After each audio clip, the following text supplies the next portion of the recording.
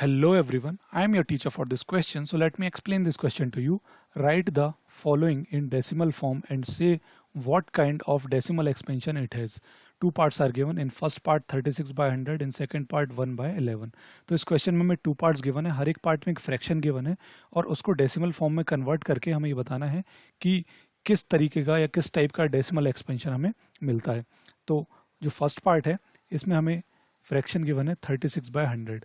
तो 36 बाय 100 को सिंप्लीफाई करके हम लिख सकते हैं 36 बाय 100 को लिख देते हैं 10 का स्क्वायर। तो जब भी कोई नंबर इस फॉर्म में होता है जिसके कि डिनोमिनेटर को हम 10 की पावर में लिख सकते हैं तो उसे हम डायरेक्ट डेसिमल फॉर्म में कन्वर्ट कर सकते हैं। जैसे कि यदि यहाँ फिर सिर्फ 10 होता तो 36 बाय 10, तो हम क्या करते हैं ये जो डेसिमल है इसको 1 प्लेस से शिफ्ट कर देते क्योंकि यहाँ पर सिर्फ 10 है। तो 10 का जितनी भी पावर होती है उतने प्लेसेस से जो डेसिमल है वो लेफ्ट हैंड साइड में शिफ्ट हो जाता है। अब यहाँ पे क्या है 10 की पावर 2 है तो डेसिमल हम यहाँ पे जनरली अज्यूम करते हैं राइट मोस्ट साइड में, यहाँ से 2 प्लेसेस से लेफ्ट में शिफ्ट करना है तो 1 प्लेस और ये 2 प्लेस, तो ये क्या हो जाएगा 0.36। तो इसको हम लिख सकते हैं 0.36। यदि यहाँ पे 10 की पावर 3 होती तो ये 3 प्लेसेस से शिफ्ट होता, 4 होती तो 4 प्लेसेस से शिफ्ट होता, तो यहाँ पे ये क्या हो गया 0.36। तो ये 6 के बाद और कोई डिजिट तो आ नहीं रही है, तो ये क्या है ये terminating type of decimal expansion है और यही हमें यहाँ पे फाइंड आउट करना था। तो इसको मैं यहाँ पे कंक्लूड कर देता हूँ। हेयर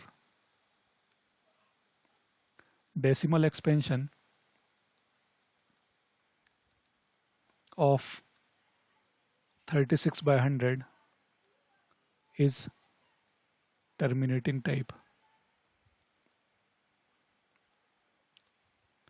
तो ये हो गया हमारे फर्स्ट पार्ट का आंसर। अब जो सेकंड पार्ट है वो हम देख लेते हैं। तो सेकंड पार्ट में हमें गिवन है 1 by 11। तो 1 by 11 को डेसिमल फॉर्म में कन्वर्ट करने के लिए हमें लॉन्ग डिवीजन मेथड का यूज़ करना पड़ेगा। तो 1 को हम डिवाइड कर देते हैं 11 से।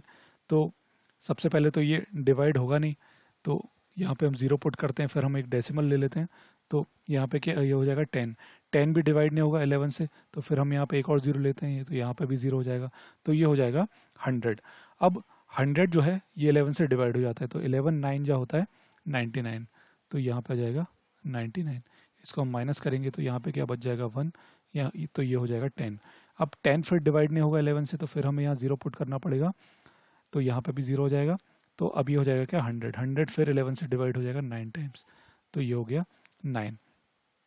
फिर ये हो जाएगा यहाँ पे क्या 99 आ जाएगा, इसको हम माइनस कर देंगे तो ये हो जाएगा 1। तो ये हमने देखा कि यहाँ पे ये जैसे 1 आया था ये फिर 1 आ गया, तो फिर ये वैसे ही 100 होगा और फिर ये 99 आ जाएगा, फिर उसको हम सब्ट्रैक्ट करेंगे तो फिर 1 आ जाएगा। तो ये जो प्रोसेस है ये यहाँ पे चलती रहेगी, यानी कि ये 9 के बाद फिर से क्या आएगा 0, फिर आ जाएगा 9, फिर 0, फिर 9, तो ये आ जाएगा। और हम एक दो स्टेप इसकी कर लेते हैं, तो ये आ जाएगा क्या यहाँ पे 10 हो जाएगा, फिर ये डिवाइड नहीं होगा तो हम 0 पुट करेंगे तो ये हो जाएगा 100।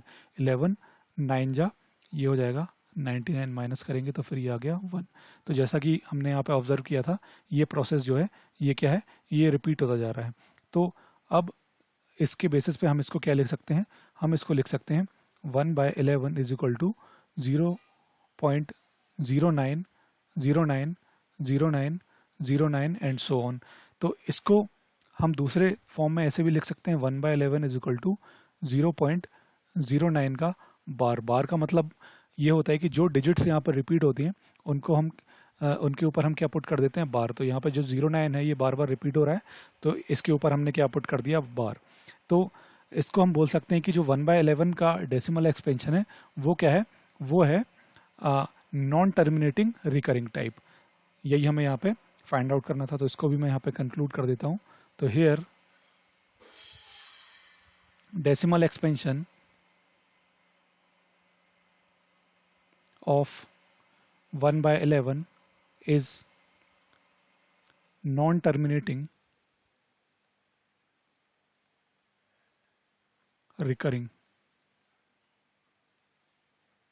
यही हमें यहाँ पे फाइंड आउट करना था। So this is the answer. Hope you understood the solution. Thank you.